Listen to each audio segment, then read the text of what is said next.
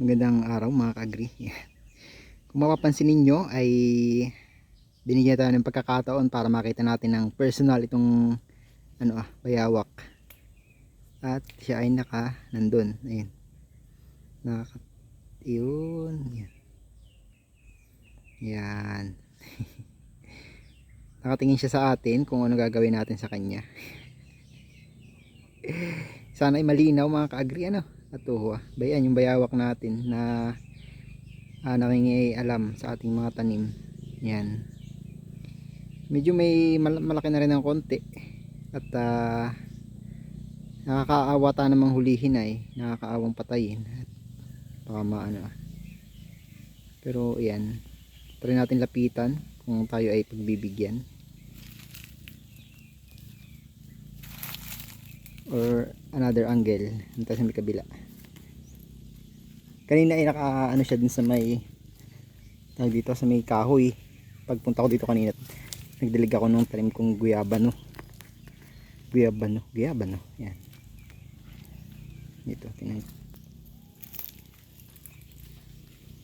natin kung merong magandang angle dito. Ayun, pwede. Siya mga ka-agri Ayan. May nakahapon sa sa ugat. Yan yung bahay niya mga ka-agri. Yung sa na yan. Yung sa gubat na yan. Yan. Yan na yung bayawak. Ayan. Sana ikita ninyo. Malinaw. Dahil yung ating cellphone ay zoom na yan. Yan yung pinakamalapit. Hindi siya gumagalaw mga ka-agri. Yan. So ito yung kanyang tirahan dito. Yan sa may gilid. Madali lang hulihin kung huhulihin ko, kung bibitagan ko. Mabilis lang hulihin yan. Ako lang inaawa at sabi ko nga baka nag-iisa na lang dito. Wala, ayaw ko lang hulihin. Kaya ako na lang yung nag-adjust dun sa aking mga pananim. Hindi siya umalis talaga mga ka-agri. Kahit anong galaw ko dito. Yan, nandun lang siya sa gilid. Bayo, umalis na. Yan.